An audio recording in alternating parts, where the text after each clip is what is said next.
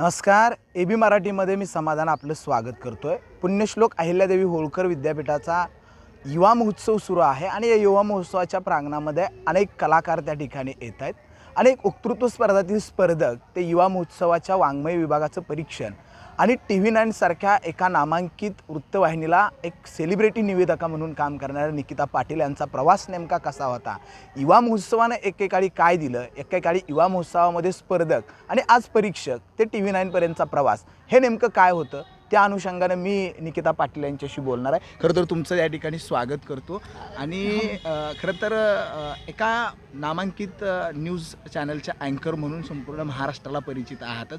त्याचबरोबर सोशल मीडियाच्या माध्यमातून नेहमी सकारात्मक दृष्टिकोनातून अनेक गोष्टी तुम्ही मांडत असता. एकेकाळी एक स्पर्धक म्हणून वक्तृत्व स्पर्धेत त्या ठिकाणी गावोगावी सहभागी झालात, युवा महोत्सवामध्ये अनेक भाग घेतला आणि आज एका युवा महोत्सवाचं परीक्षण करायला सेलिब्रिटी परीक्षक म्हणून आला. हा प्रवास कसा होता? खरं तर सगळ्यात आधी तुम्ही सगळ्यांचे धन्यवाद. ॲक्च्युली तुम्हीच माझा एवढा मोठा बायोडाटा सादर केलेला आहे की अजून मी काय सांगू असा मला प्रश्न पडला आहे. पण ॲक्च्युली असं असतं की आपण कॉलेजचं शिक्षण घेत असतो, ॲकॅडमिक्स आपलं सगळं सुरू असतं, पण त्याच्या व्यतिरिक्त आपल्यातले जे काही अंगीभूत कौशल्य असतात किंवा आपल्या अंगीभूत जे काही गुण असतात त्या गुणांनासुद्धा वाव मिळणं तितकंच गरजेचं असतं आणि तेव्हाच तुम्ही खुलून निघता, तुम्ही फुलून निघता.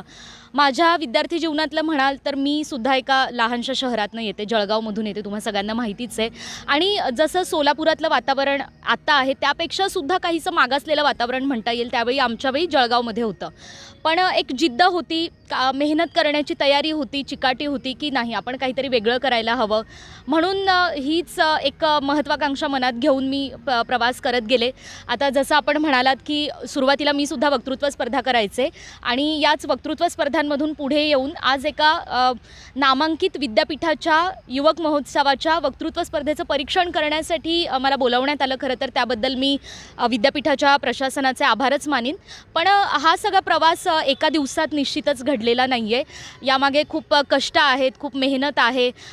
त्याचबरोबर आपण लोकांशी कसं वागतो, आपण समाजामध्ये कसं वागतो, त्याचबरोबर आपले नेमके गुण काय आहेत, अवगुण काय आहेत, या सगळ्यांचा लेखाजोखा सगळा घेऊन मग त्याच्यावर काम करून मला वाटतं आज मी इथपर्यंत पोचले. पण इथपर्यंत पोचले म्हणजे खरं तर हा एक अंतिम टप्पा आहे असं म्हणता येणार नाही. अजून बरंच काही करायचं बाकी आहे. आणि ज्या वक्तृत्व स्पर्धांना आता मी परीक्षक म्हणून जाते किंवा अनेक ठिकाणी प्रमुख पाहुणी म्हणून जाते, काही स्पर्धांसाठी किंवा काही कॉलेजचे गॅदरिंग्स असतात, काही ॲन्युअल फंक्शन्स असतात, तर त्या ठिकाणी जो प्रवास माझा आहे, जो संघर्ष माझा आहे, तो समोरच्या विद्यार्थ्यांना आपण सांगावा आणि त्या एकूण प्रवासातनं विद्यार्थी काहीतरी शिकतील किंवा माझा जो काही एकूण प्रवास आहे त्याच्यामधून काहीतरी गोष्टी, काहीतरी बाबी शिकून त्यांना जर थोडंफार त्यातनं काही शिकता आलं तर मला वाटतं ती माझी सगळ्यात मोठी मिळकत असेल. हाच प्रयत्न माझा नेहमी असतो. आजच्या दिवसाचा मलाही खूप आनंद होतो आहे की याच स्पर्धांमधून मी पुढे आली. यातले काही थोडे किस्से मला सांगावे वाटतात की अगदी म्हणजे पहिली स्पर्धा मी केली, मी साधारणतः दुसरीमध्ये असताना. त्याचे किस्से तुम्ही यूट्यूबवर सर्च करून तुम्हाला बऱ्याच ठिकाणी मिळतील. त्यानंतर बरेचदा 8वीमध्ये मी असताना मला राज्य शासनाच्या ऊर्जा विभागाकडून एक वक्तृत्व स्पर्धा त्यावेळी आयोजित केली जायची आणि त्यामध्ये मला सहभागी होण्याची संधी मिळाली शाळेकडून. तर मी सहभागी झाले आणि तेव्हा मी पुण्याला गेले स्पर्धेमध्ये सहभागी होण्यासाठी आणि माझ्यासोबत माझे वडीलही होते त्यावेळेला आणि शाळेचे आमचे एक प्रतिनिधी होते. तर वडिलांसोबत मी ज्यावेळेला पुण्यामध्ये गेले त्यावेळेला आमची एकूण अशी फिलिंग होती की जणू काही आम्ही एखाद्या विदेशामध्ये आलेलो आहोत, कारण तोपर्यंत आम्ही पुणे हे शहरसुद्धा पाहिलेलं नव्हतं. पण मला असं वाटतं की मला आणि माझ्या वडिलांना, माझ्या कुटुंबियांना ती फिलिंग दिली, ती वक्तृत्व स्पर्धांनी दिली. वक्तृत्व स्पर्धांनी हे सगळं काही मिळवून दिलं. आज मी ज्या ठिकाणी आहे, जे मी बोलू शकते आहे, 4 लोकांना मी काहीतरी मार्गदर्शन करू शकते. अर्थात मी मार्गदर्शन म्हणणार नाही, मला तो संवाद असं म्हणायला जास्त आवडेल, कारण मार्गदर्शन करण्याएवढी अजून माझी वयाने आणि अनुभवाने सुद्धा उंची नाही आहे असं मला प्रामाणिकपणे वाटतं. पण सतत आपण काहीतरी सकारात्मक करत राहावं, कारण संपूर्ण समाजामध्ये आज एवढी नकारात्मकता आहे, अनेक अडचणी आहेत, कित्येकांचे वेगवेगळे प्रॉब्लेम्स आहेत. या सगळ्यामध्ये आपण सुद्धा नकारात्मक बोलून ती नकारात्मकता पसरवणं हे माझं काम नाही आहे. ती कुठेतरी कमी करून सकारात्मक विचार काहीतरी आपण पसरवले पाहिजेत. याच अनुषंगाने मी माझं एक स्वतःचं मॉर्निंग मोटिवेशन म्हणून तेही सुरू केलेलं आहे. अनेक जण तुम्ही ऐकतच असाल. तर थोडक्यात असा प्रवास आहे. म्हणजे अगदी कॉलेजला गेल्यापासनं सलग 4 ते 5 दिवस बसनं प्रवास असेल तो करून किंवा रेल्वेचा प्रवास असेल तो करून आम्ही स्पर्धांना हजर राहायचो. मला वाटतं आज तरी तुम्हीसुद्धा आमचे सहकारीच होतात. तर आपल्या त्यावेळेपेक्षा आज मला वाटतं स्पर्धांचं प्रमाण बरंच कमी झालेलं आहे. स्पर्धांमध्ये जे सहभागी होतात विद्यार्थी त्यांचंही प्रमाण बरंच कमी झालेलं आहे. काहीशी ही शोकांतिका म्हणावी की काय, म्हणजे असा मला प्रश्न पडतो. पण जे वास्तव आहे ते मांडलं पाहिजे. नेहमीच सत्य बोलून, म्हणजे नेहमीच गोड बोलून एक हां बरोबर तेच वास्तव सुद्धा कुणीतरी सांगितलं पाहिजे की नेमकं काय आहे. तर त्यावेळी आमच्या वेळी आपण सगळे सलग 8-8 दिवस बसनी प्रवास करून, रेल्वेनी प्रवास करून, गर्दीमध्ये कधी रिझर्वेशन मिळालं तर मिळालं. म्हणजे मला सांगायला अत्यंत प्रामाणिकपणे मी सांगेन की त्यावेळी एवढी सुद्धा ऐपत नव्हती की आपण रेल्वेचं रिझर्वेशन करू शकू, बरोबर. सो जनरल डब्यानी प्रवास करून, गर्दीमध्ये प्रवास करून आज आम्ही कोल्हापूरमध्ये स्पर्धा केली तर दुसऱ्या दिवशी आम्ही नागपूरला असायचो. म्हणजे कोल्हापूर ते नागपूर हे अंतर पार करायला सुद्धा 24 तासांच्या वर वेळ लागतो. रेल्वेमध्ये बसमध्ये बरोबर. तर त्याच गर्दीमध्ये बसून स्पर्धेची तयारी करून मग आज इकडे संध्याकाळी 7 वाजता कोल्हापूरमध्ये स्पर्धा संपवली तर नागपूरमध्ये दुपारी 2 वाजता पोचायचं आणि मग तिथे सगळी रेल्वेतून वगैरे तयारी केलेली असायची आणि मग 2 वाजता बोलायचं. या सगळ्या प्रवासामध्ये मला सांगा रात्रभर झोप नाही, जेवण आपण जे मिळायचं ते खायचो आणि मग आपण स्पर्धेला जायचो. कारण तेवढी म्हणजे खरंच मी प्रामाणिकपणे सांगेन की आमची कुणाचीही ऐपत नव्हती की आम्ही एकदम चांगल्या पद्धतीनं आम्ही प्रवास करून आणि मग स्पर्धेला अटेंड करू शकू. स्पर्धेमधून जी मिळालेली बक्षिसं असायची ती बक्षिस मेसची फी भरायला, कॉलेजची फी भरायला, त्या पैशाचा आधार जो आहे तो स्पर्धेच्या माध्यमातून बरोबर. हा सगळा प्रवास होत असताना त्यावेळेचा विद्यापीठाचा युथ फेस्टिवल, त्या युथ फेस्टिवलनं निकिता पाटील म्हणून निकिता पाटीलला काय दिलं? हो, ॲक्च्युली असं असतं की तुम्ही विद्यापीठामध्ये जेव्हा तुम्ही शिकत असता तर तुमची निवड कशी होते विद्यापीठातल्या या वेगवेगळ्या कला प्रकारांसाठी. तर आत्तापर्यंत म्हणजे विद्यापीठाच्या फेस्टिवलपर्यंत तुमची काय काय अचिव्हमेंट आहे, कुठे कुठे तुम्ही सहभागी झालेला आहात, कशा पद्धतीनं तुम्ही बक्षिसं मिळवलेले आहेत, याचा एकूण लेखाजोखा घेऊन मग तुमचं एकूण ते कर्तृत्व पाहून तुम्हाला संधी दिली जाते. पण महत्त्वाचा मुद्दा असतो की आता विद्यापीठाने तुम्हाला संधी दिली, तुम्ही त्या संधीचं सोनं करणं गरजेचं आहे. कॉम्पिटिशन भरपूर असते, त्यावेळीसुद्धा असायची, आताही आहे. किंबहुना मी म्हणेन की आत्तापेक्षा त्यावेळी जरा जास्तच कॉम्पिटिशन असायची आणि सगळ्या विद्यापीठांचे एकदम तगडे स्पर्धक स्पर्धेमध्ये उतरलेले असायचे. ॲक्च्युली इंद्रधनुष्य युथ फेस्टिवल जो होतो तो आपलं राजभवन आयोजित करतो, राज्यपालांकडून तो आयोजित केला जातो आणि त्यामुळे या युथ फेस्टिवलमध्ये सुवर्णपदक, रौप्यपदक किंवा कांस्यपदक या तिघांपैकी काहीतरी मिळावं यासाठी विद्यार्थी खूप झटत असतात, खूप प्रयत्न करत असतात. इतर ठिकाणी असं म्हणजे कधी कधी होऊन जायचं की आपण एका स्पर्धेची स्क्रिप्ट आपण त्याच्यामध्ये थोडेफार फेरफार करून आपण बऱ्याच ठिकाणी बोलायचो कारण वेळ नसायचा आणि त्यामुळे हे कॉम्प्रोमाइज करायला लागायचं. पण युथ फेस्टिवल जर म्हणाल तर तिथे तुमचा भयानक कस लागायचा, तुमचा अभ्यास, तुमची मांडणी, तुमची शैली या सगळ्यांवरच तुम्हाला काम करायला लागायचं आणि ते मला वाटतं आपणही केलं. आणि मला सांगायला आनंद वाटेन की सलग मी आणि माझे पार्टनर आम्ही सलग 3 वर्ष रौप्यपदक, सुवर्णपदक आणि कांस्यपदक इंद्रधनुष्य युथ फेस्टिवलमध्ये मिळवलं आणि त्यानंतर आम्ही नॅशनल लेवलला पण पार्टिसिपेट केलं होतं. तर या सगळ्या युथ फेस्टिवल्समधूनच घडून मी पुढे आलेली आहे. खरं तर म्हणजे अनेकांना वाटत असेल की आता मी TV9 मराठीला मी काम करते अँकर म्हणून, तर माझं जर्नलिझम झालेलं असेल किंवा जर्नलिझमचं मी शिक्षण घेऊन मग मी त्यातून पुढे काहीतरी केलं असेल, तर तसं अजिबात नाही आहे. मी जर्नलिझम ॲक्च्युली केलेलं नाही आहे. सो तोच अनेकांना प्रश्न पडतो आणि अनेकांना तीच उत्सुकता असते की मग मी इथपर्यंत पोहोचले कसे. तर मी एकाच वाक्यात सांगेन की मी वक्तृत्वामुळे पोहोचले. वक्तृत्वाने मला जे काय दिलं, वक्तृत्वाने मला जसं काही घडवलं त्यामुळे मी आजवर इथे पोहोचलेले आहे. आणि नुसतं तुमचं पोचणं महत्त्वाचं नसतं तर तुम्ही स्वतःला कसं ग्लोरिफाय करता, कसं ग्रूम करता या फील्डमध्ये आल्यानंतर तेही महत्त्वाचं असतं. तर माझा बऱ्याच वर्षांपासून प्रत्यक्ष बोलण्याचा संबंध मोडला होता, पण गेल्या काही वर्षांपासून पुन्हा एकदा वेगळ्या पद्धतीने म्हणजे काही पत्रकारांचे अधिवेशन्स असतात किंवा काही इतर कार्यक्रम असतात, काही विद्यार्थ्यांना मार्गदर्शन करणं असतं, तर त्या सगळ्या संदर्भातून पुन्हा एकदा बोलण्याशी संबंध येतोच आहे. सो मला अजून असं वाटतं की मी अजून स्वतःला आणखी ग्रूम आणि आणखी ग्लोरिफाय करायला पाहिजे. माणसाचा प्रवास हा असाच चालू असतो, तो कधीच एकदम अंतिम टप्प्याला पोचत नाही. सतत काही ना काही चुका सुधारण्याची, सतत स्वतःला आणखी चांगलं घडवण्याची जी काही एकूण प्रोसेस असते त्यावर त्यांनी सतत काम करत राहिलं पाहिजे. आजच्या या एकूण युथ फेस्टिवलमधून सुद्धा मला वाटतं भविष्यामध्ये अनेक चेहरे पुढे येतील, अनेक चेहरे नावारूपाला येतील आणि त्यांच्याही कदाचित माझ्यासारख्याच आठवणी असतील. हेच खरं तर युथ फेस्टिवलमधून सगळ्या विद्यार्थ्यांना मिळत असतं. एक पहिलं बक्षीस वक्तृत्व स्पर्धेतला घेताना पहिला दुसऱ्या तिसऱ्यातला आणि त्यावेळेस जो फोटो काढायचा ती उत्सुकता असायची. आज बक्षीस घेणारी पोरं निकिता पाटील बरोबर फोटो काढायला त्या ठिकाणी उत्सुक असतात.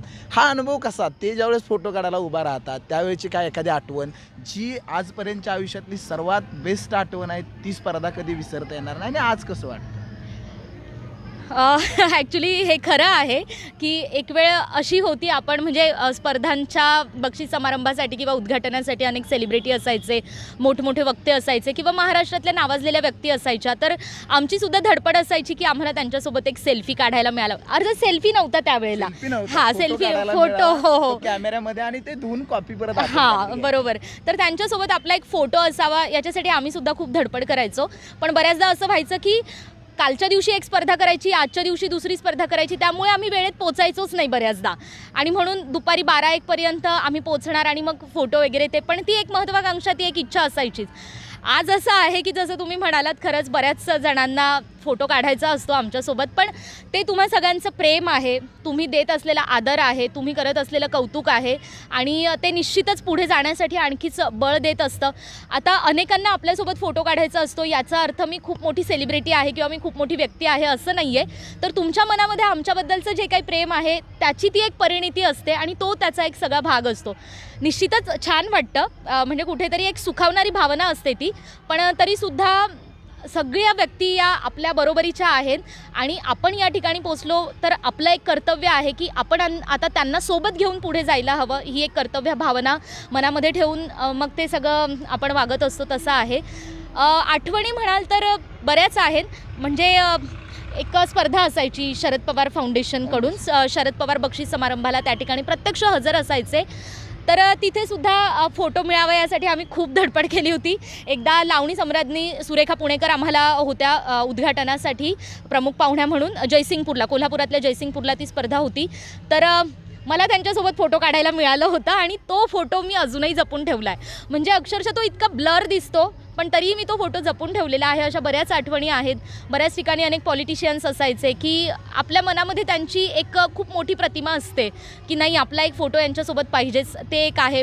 पुन्हा मराठवाड्यामध्ये मराठवाड्याचा युवा वक्ता म्हणून स्पर्धा व्हायची.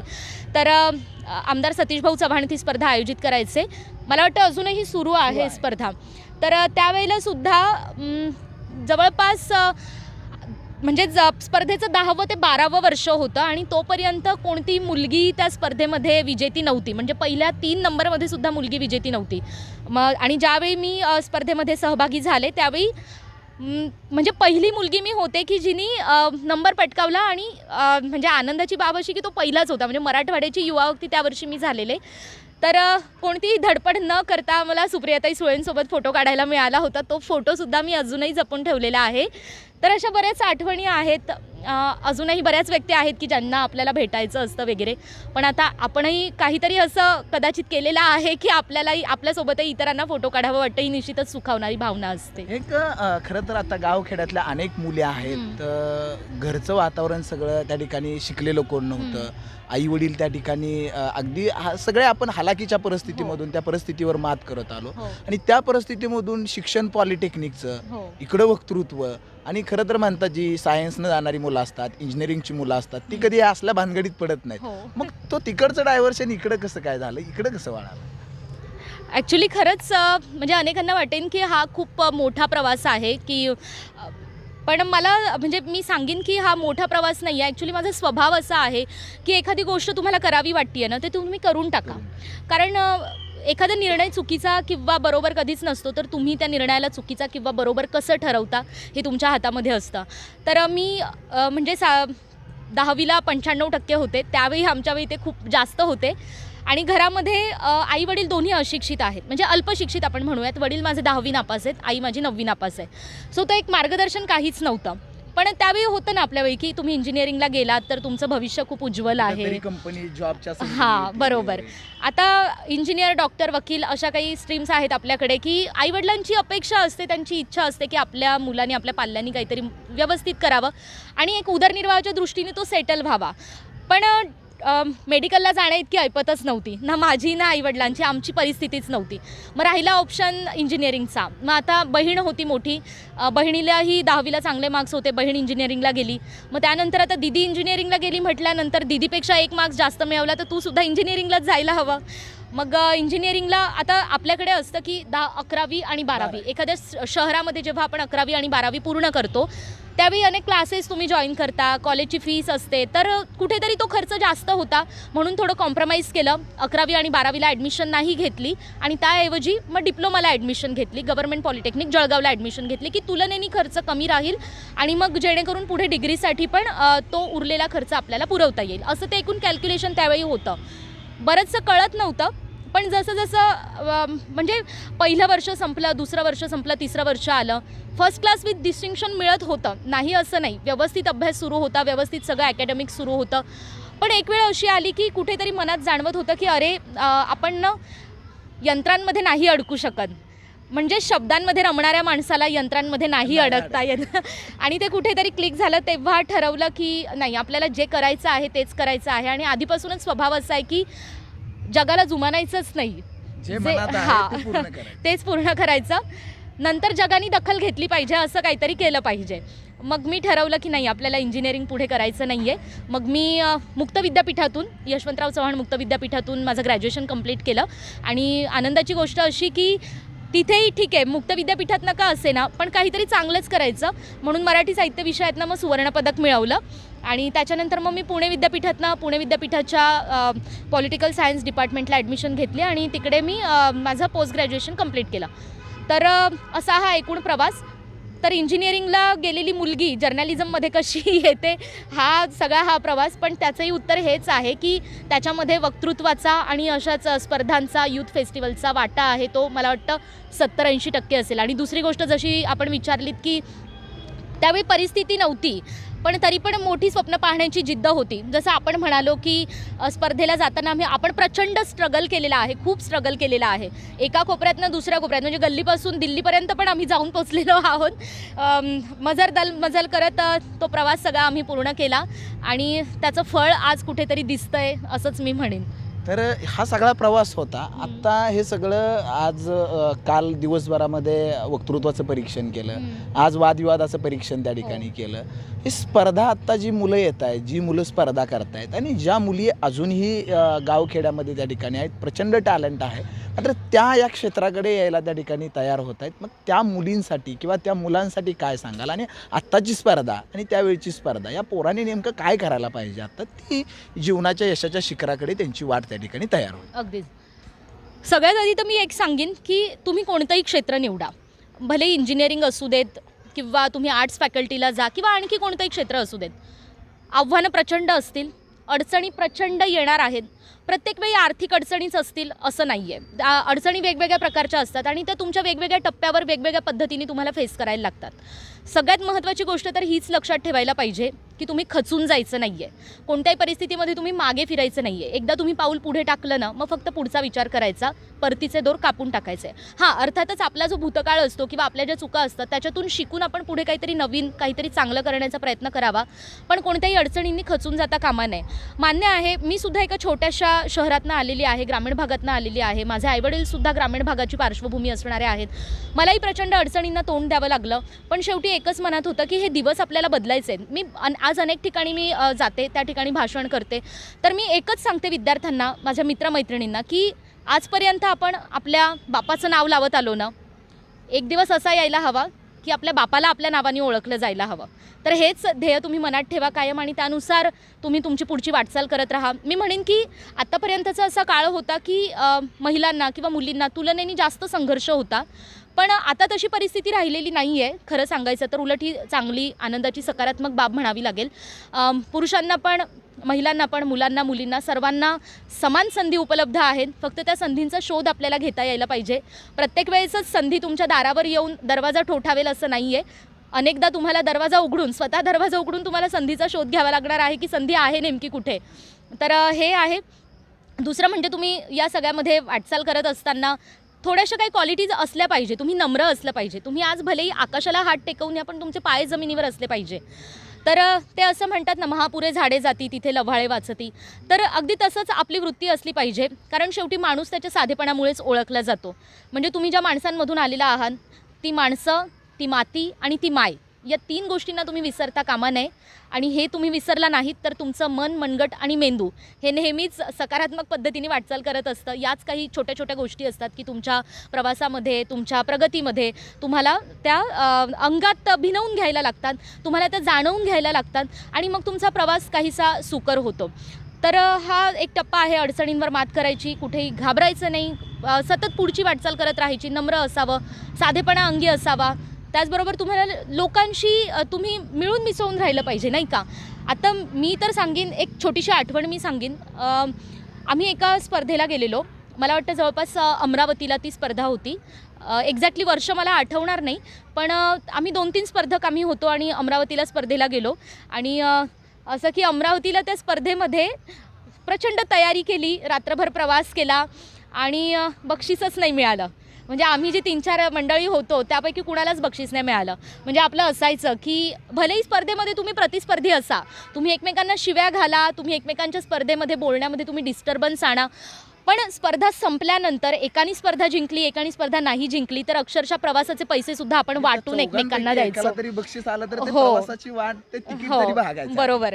तर या खूप सुंदर आठवणी आहेत ज्या आता सुद्धा भावनिक करतात. म्हणजे आता तुम्हाला बक्षीस मिळालं, मला नाही मिळालं, तर मला समजा मला परतीच्या प्रवासासाठी माझ्याकडे पैसेच नसले तर हे आवर्जून मला पैसे देणार, अशी परिस्थिती त्यावेळेला असायची, एकमेकांना मदत करणं.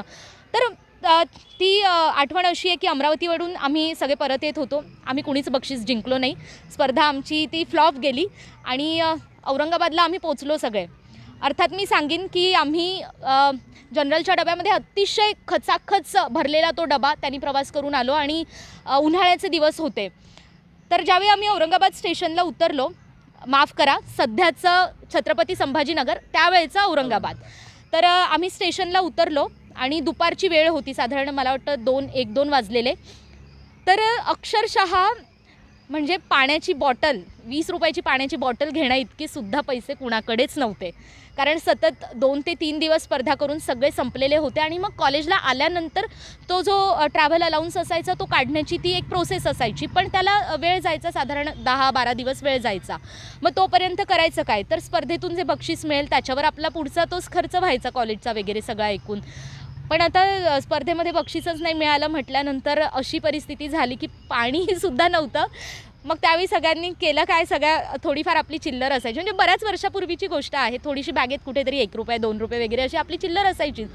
तर सगळ्यांनी काढल्यानंतर मला वाटतं 8 रुपये जमा झालेले. आणि काकडी असायची त्यावेळेला स्टेशनवर, उन्हाळ्यात काकडी असते विकायला, तर ती काकडी यायची 10 रुपयाला. तर आम्ही त्या काकडीवाल्याला लिटरली आम्ही फक्त 8च रुपये दिले आणि ती एक काकडी आम्ही 3 ते 4 जणांमध्ये वाटून खाल्ली होती. मला वाटलं स्पर्धेने मला खूप काही दिलं, पण सगळ्यात जास्त काय दिलं असेल तर मला ही माणसं दिली आणि हीच माणसं सोबत घेऊन आपल्याला पुढे जायचं असतं. याच सगळ्या आठवणी. या यूथ फेस्टिवल्स हे कशासाठी अरेंज करतात, बक्षीस कुणाला मिळेल कुणाला नाही मिळेल तो नंतरचा प्रश्न आहे. बक्षीस हे तुम्हाला आयुष्यभर पुरत नसतं, ती तुमची आठवण असते, पण ती तुमच्या आयुष्यभराची कमाई नसते. जी माणसं तुम्ही इथून घेऊन जाता ती तुमच्या आयुष्यभराची कमाई असते आणि त्यासाठीच खरं तर हे फेस्टिवल्स असे आयोजित केले जातात.